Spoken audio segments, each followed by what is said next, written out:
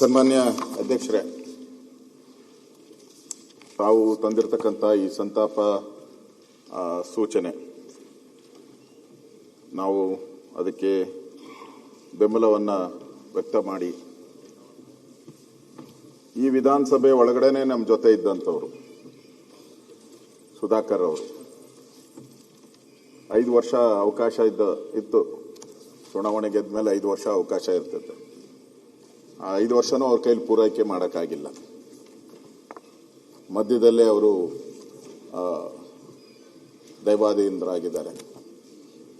ನಾವೆಲ್ಲರೂ ತಿಳ್ಕೊಂಡಿದ್ದೀರಿ. ನಾವು ಪ್ರತಿದಿನ ರಾತ್ರಿ ಮಲಗಬೇಕಾದ್ರೆ ಮತ್ತೆ ಬೆಳಗ್ಗೆ ಎದ್ದು ನಾವು ಸಾಧನೆಗಳನ್ನು ಮಾಡಬೇಕು ಅಂತ ಹೊರಟಿರ್ತೀವಿ. ಆದರೆ ನಮ್ಮ ಜೀವನದಲ್ಲಿ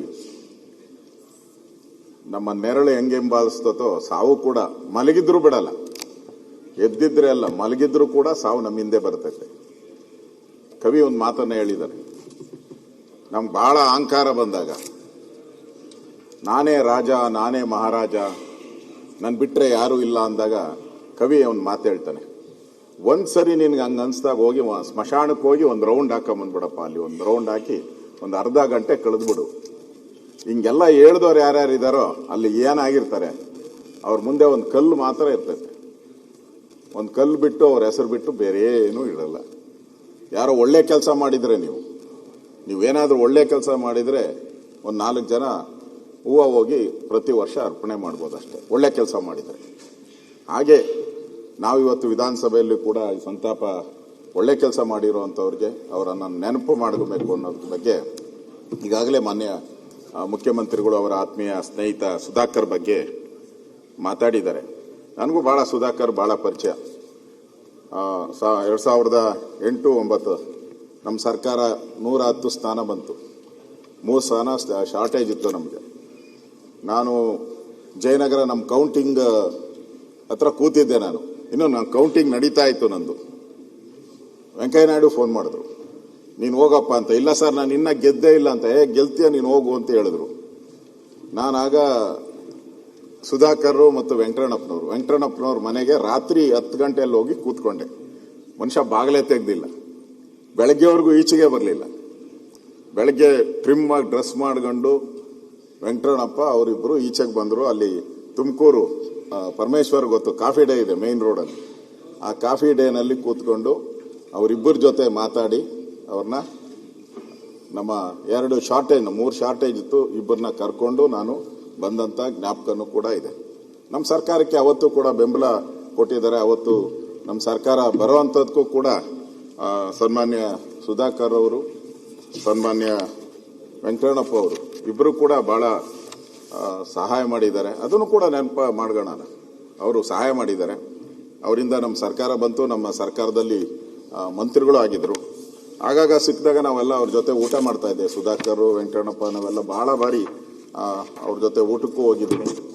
ನಮ್ಮ ಒಳ್ಳೆಯ ಒಡನಾಟ, ಒಳ್ಳೆಯ ಸ್ನೇಹಿತರು ಇಬ್ಬರೂ ಇಲ್ಲ ಅಂದರೆ ನೋಡಿ, ಇಬ್ಬರು ಒಂಥರ ಅಕ್ಕ ಬಕ್ಕರ ಥರ ಇದ್ರು. ಇಬ್ಬರು ಇವತ್ತು ನಮ್ಮ ಮಧ್ಯೆ ಇಲ್ಲ. ಅವರ ಆತ್ಮಕ್ಕೆ ಶಾಂತಿ ಸಿಗಲಿ ಅಂತ ನಾನು ಬಯಸ್ತೀನಿ. ಈಗಾಗಲೇ ಮುಖ್ಯಮಂತ್ರಿಗಳು ಹೇಳಿದ್ದಾರೆ, ಅವರ ನೆನಪಲ್ಲಿ ನೀರಾವರಿ ಯೋಜನೆಯನ್ನು ತರ್ತೀನಿ ಅಂತ. ಒಳ್ಳೆ ಕಾರ್ಯ. ಈ ಥರ ಒಳ್ಳೆ ಯಾವುದೋ ಒಂದು ಆಸೆ ಇಟ್ಕೊಂಡು ಅವರು ಅದರ ಸಾಧನೆ ಮಾಡೋಕ್ಕಾಗದೆ ಸತ್ತಿರ್ತಾರೆ. ಸೊ ಆ ಸಾಧನೆ ಮಾಡಿದಾಗ ನಿಜಕ್ಕೂ ಅವರ ಆತ್ಮಕ್ಕೆ ಶಾಂತಿ ಸಿಗುತ್ತೆ ಅಂತ ನನಗನ್ಸ್ತೈತೆ. ಆ ಕೆಲಸ ಮಾಡಿ ಒಳ್ಳೇದು ಅಂತ ಅನಿಸುತ್ತೆ. ಮತ್ತು ರಾಮಚಂದ್ರೇಗೌಡರು ನಮ್ಮ ಪಕ್ಷದ ಹಿರಿಯ ಮುಖಂಡರು. ನಾವೆಲ್ಲ ಸಣ್ಣ ಹುಡುಗರಾಗಿದ್ದಾಗ ನಮಗಿನ್ನೂ ರಾಜಕೀಯದ ಪರಿಚಯನೇ ಇಲ್ಲದಂಥ ಸಂದರ್ಭದಲ್ಲಿ ರಾಮಚಂದ್ರೇಗೌಡರು ನಮಗೆಲ್ಲ ಮಾರ್ಗದರ್ಶಕರಾಗಿದ್ದರು. ಬಿಜೆಪಿಯನ್ನು ಕಟ್ಟುವಂಥ ದೃಷ್ಟಿಯಲ್ಲಿ ಅವತ್ತು ನಮ್ಗೆ ಯಾರಾದರೂ ಪೊಲೀಸ್ ಸ್ಟೇಷನ್, ನಾವೇನಾರ ಬಿಜೆಪಿ ಅವಾಗ ನಮ್ಮ ಸರ್ಕಾರ ಇರಲಿಲ್ಲ, ಪೊಲೀಸ್ ಸ್ಟೇಷನ್ಗೆ ಹೋದ್ರೆ ಬಿಡಿಸ್ಕೊಂಬರಕ್ಕೂ ಯಾರು ಇರಲಿಲ್ಲ. ಆ ಗತಿ ಇದ್ದವರು ಒಬ್ಬರೇ ರಾಮಚಂದ್ರೇಗೌಡರು. ಆ ರಾಮಚಂದ್ರೇಗೌಡರನ್ನೇ ನಾವು ಪ್ರತಿಯೊಂದು ಕಾರ್ಯಕ್ರಮ, ಏನೇ ಕಾರ್ಯಕ್ರಮ ಬೆಂಗಳೂರಲ್ಲಾಗಲಿ ರಾಮಚಂದ್ರೇಗೌಡರನ್ನ ಕರೆದು ಕಾರ್ಯಕ್ರಮ ಮಾಡಬೇಕಾಯ್ತು. ಆ ರೀತಿ ಇಡೀ ಬೆಂಗಳೂರು ರಾಮಚಂದ್ರೇಗೌಡರು ಅವತ್ತು ನಾಯಕರಾಗಿ ನಮಗೆ ಮಾರ್ಗದರ್ಶನ ಮಾಡಿದ್ರು. ಅವರು ಕೂಡ ನಮ್ಮ ಮಧ್ಯೆ ಇಲ್ಲ. ರಾಮಚಂದ್ರೇಗೌಡರು ಅವರು ಕೂಡ ಹಿರಿಯ ರಾಜಕಾರಣಿಗಳಾಗಿ ವಿಶೇಷವಾಗಿ ಬಿಜೆಪಿಗೆ ಬಹಳ ಬೆಂಗಳೂರಿನ ಬಿಜೆಪಿ ಬೆಳವಣಿಗೆಗೆ ರಾಮಚಂದ್ರ ಗೌಡರು ಬಹಳ ಕಾರಣೀಭೂತರಾಗಿದ್ದಾರೆ. ಅವರ ಆತ್ಮಕ್ಕೂ ನಾನು ಶಾಂತಿ ಸಿಗಲಿ ಅಂತ ನಾನು ಬಯಸ್ತೀನಿ. ಅದೇ ರೀತಿ ಶ್ರೀನಿವಾಸಯ್ಯನವರು ಅವರು ಕೂಡ ವಕೀಲರಾಗಿ, ವಿಧಾನಸಭೆಯ ಸದಸ್ಯರಾಗಿ, ಹಿರಿಯ ರಾಜಕಾರಣಿಯಾಗಿದ್ದರು. ಅವರು ನಮ್ಮ ಮಧ್ಯೆ ಇಲ್ಲ. ಅದೇ ರೀತಿ ಪುಟ್ಟರಂಗನಾಥ್ ಅವರು ಬೇಲೂರು ವಿಧಾನಸಭಾ ಕ್ಷೇತ್ರದ ಶಾಸಕರಾಗಿ 5ನೇ ವಿಧಾನಸಭೆ 11ನೇ ವಿಧಾನಸಭೆಗೆ ಆಯ್ಕೆಯಾಗಿದ್ದರು. ಅವರು ನಮ್ಮ ಮಧ್ಯೆ ಇವತ್ತು ಇಲ್ಲದೆ ನಿಧನ ಆಗಿದ್ದಾರೆ. ಅವರ ಆತ್ಮಕ್ಕೂ ಶಾಂತಿಯನ್ನು ಕೋರ್ತಾ ಇದ್ದೀನಿ. ಶ್ರೀ ಸೈಯದ್ ಯಾಸೀನ್ ಅವರು ಕೂಡ ರಾಯಚೂರಿನ ವಿಧಾನಸಭಾ ಕ್ಷೇತ್ರದಿಂದ ಆಯ್ಕೆಯಾಗಿ ಹಿರಿಯ ರಾಜಕಾರಣಿಯಾಗಿದ್ದಾರೆ. ಅವರ ಆತ್ಮಕ್ಕೂ ನಾನು ಶಾಂತಿಯನ್ನು ಕೋರ್ತಾ ಇದ್ದೀನಿ. ಅದೇ ರೀತಿ ಶ್ರೀನಿವಾಸನ್ ಅವರು ಕೂಡ ಅವರು ಶಾಸಕರಾಗಿ ಇವತ್ತು ನಮ್ಮ ಮಧ್ಯೆ ಕೆಲಸ ಮಾಡಿದ್ದಾರೆ. ಅವರು ಇವತ್ತು ನಮ್ಮ ಮಧ್ಯೆ ಇಲ್ಲ. ಮತ್ತು ಚಂದ್ರಶೇಖರಪ್ಪನವರು ಕೂಡ ಶಿವಮೊಗ್ಗ ಕ್ಷೇತ್ರದಿಂದ ವಿಧಾನಸಭೆಗೆ ಆಯ್ಕೆ ಆದಂಥವರು. ವೆಂಕಟಾಚಲಯ್ಯನವರು ಅವರು ನಮಗೆ ಗೊತ್ತಿರೋ ಥರ ದೊಡ್ಡಬಳ್ಳಾಪುರ ಗ್ರಾಮಾಂತರದಲ್ಲಿ ಆಯ್ಕೆಯಾಗಿದ್ದರು. ನಮಗೆಲ್ಲ ಭಾಳ ಪರಿಚಯ. ಅವರೂ ಕೂಡ ಅವರು ನಮ್ಮ ಮಧ್ಯೆ ಇಲ್ಲ. ಎಸ್ ಕೃಷ್ಣಪ್ಪನವರು ಸ್ನೇಹಜೀವಿ ಮತ್ತು ಸಜ್ಜನಿಕೆ ಹೆಸರಾದಂಥ ಎಸ್ ಕೃಷ್ಣಪ್ಪನವರು ಕೂಡ ನಿಧನ ಹೊಂದಿದ್ದಾರೆ. ಅವರ ಆತ್ಮಕ್ಕೂ ಶಾಂತಿಯನ್ನು ಕೋರ್ತೀನಿ. ಇನ್ನು ಎಚ್ ಹನುಮಂತರಪ್ಪನವರು ಕಾಂಗ್ರೆಸ್ಸಿನ ಬಹಳ ಹಿರಿಯ ಮುಖಂಡರಾಗಿದ್ದಂಥವರು, ರಾಜ್ಯಸಭಾ ಸದಸ್ಯರಾಗಿ ಕೆಲಸ ಮಾಡಿದ್ದಾರೆ. ಅವರು ಕೂಡ ನಿಧನ ಹೊಂದಿದ್ದಾರೆ. ಅವ್ರಿಗೂ ಕೂಡ ನನ್ನ ಸಂತಾಪವನ್ನು ಸೂಚನೆ ಮಾಡ್ತೀನಿ. ಇನ್ನು ಖ್ಯಾತ ಗಾಯಕಿ ಎಸ್ ಜಾನಕಿ ಅವರು, ನಾನು ಕೂಡ ಅವತ್ತು ತೀರೋದಾಗ ನಾನು ಅಲ್ಲೇ ಮೈಸೂರಲ್ಲಿದ್ದೆ. ನಾನು ಕೂಡ ಹೋಗಿ ಭೇಟಿ ಅವರ ಪಾರ್ಥಿವ ಶರೀರಕ್ಕೆ ನಮನ ಸಲ್ಲಿಸಿ ಬಂದೆ. ಅಧ್ಯಕ್ಷರ, ಒಂದು ಬೇರೆಯವ್ರಿಗೂ ನಮಗೂ ಇವರಿಗೂ ವ್ಯತ್ಯಾಸ ಅಂತ ಹೇಳಿದ್ರೆ, ನಾವು ರಾಜಕಾರಣಿಗಳನ್ನ ಸ್ವಲ್ಪ ದಿನ ಜ್ಞಾಪಕ ಇಟ್ಕೊಂತಾರೆ. ಕೆಲವರು ಒಂದು 10 ವರ್ಷ ಜ್ಞಾಪಕ ಇಟ್ಕೊಬೋದು, ಕೆಲವ್ರನ್ನ 50 ವರ್ಷ, ಕೆಲವ್ರು 100 ವರ್ಷ. ಈ ಹಾಡು ಹೇಳೋರು ಇದಾರಲ್ಲ, ಇವ್ರ ಜೀವನ ಪರ್ಯಂತ ಅಂತ ನೀವು ನೋಡಿ, ಯಾರನ್ನೇ ಬೇಕಾದ್ರು 1950-40ನೇ ಇಸ್ವಿಯಲ್ಲಿ ಆಡಿರೋ ಹಾಡುಗಳನ್ನ ಇವತ್ತು ಕೇಳ್ತಾರೆ. ಅದು ಅಂದ್ರೆ ಇವ್ರಿಗೆ ಸಾವೇ ಇಲ್ಲ ಅಂತ ಅನ್ಸುತ್ತೆ. ಭಗವಂತ ಇವರಿಗೆ ದಿನನಿತ್ಯ ನಾನು ಈ ಪ್ರಾತಃ ಸ್ಮರಣೆ ಕೇಳ್ತೀನಿ. ನಾನು ಇದು ತಿರುಪತಿ ಇದರದ್ದು ಸುಪ್ರಭಾತ, ಬೆಳಗ್ಗೆ ಎದ್ರೆ ನಾನು ಸುಪ್ರಭಾತ ಕೇಳ್ತೀನಿ. ಸುಪ್ರಭಾತ ಆಡ್ದವ್ರು ಇವತ್ತು ನಮ್ಮ ಫೋಟೋ ಮೊಬೈಲಲ್ಲಿ ಫೋಟೋ ಬಂದ್ಬಿಡುತ್ತೆ. ಅಂದ್ರೆ ಇವತ್ತು ಅವ್ರು ಜೀವಂತವಾಗಿದ್ದಾರೆ. ಇವರು ದೇವರ ವರ ಏನೋ ಗೊತ್ತಿಲ್ಲ, ಆ ಥರದ ಒಂದು ವರವನ್ನು ಪಡೆದಂಥವ್ರು ಜಾನಕಿಯವರು. ಅವರ ಅಲ್ಲಿ ಬೇರೆ ಹುಟ್ಟು ಹೈದರಾಬಾದ್ ಆಗಿದ್ರು, ಆ ಕಡೆ ಆಗಿದ್ರು, ಆಂಧ್ರ ಪ್ರದೇಶ ಆಗಿದ್ರು ಕೂಡ ಅವರು ಗುಂಟೂರು. ಇಲ್ಲಿ ಅವರ ಕೊನೆ ಕಾಲದಲ್ಲಿ ಮೈಸೂರಿನ ಒಂದು ಪ್ರಶಾಂತ ಸ್ಥಳದಲ್ಲಿ ಇದ್ದು ಜೀವನ ಮಾಡಿ ಕೊನೆಯಲ್ಲಿ ಅಲ್ಲಿ ಮೈಸೂರಲ್ಲಿ ಅವರು ಆತ್ಮ ತ್ಯಜಿಸಿದ್ದಾರೆ. ಅವರು ಕನ್ನಡ ಇರ್ಬೋದು, ಬೇರೆ ಬೇರೆ ಹಲವಾರು ಭಾಷೆಗಳು, ಎಲ್ಲ ಭಾಷೆಗಳಲ್ಲೂ ಅವರಿಗೆ ಹಾಡುಗಳನ್ನು ಆಡಿದ್ದಾರೆ, ಜನನಾಗಿದ್ದಾರೆ.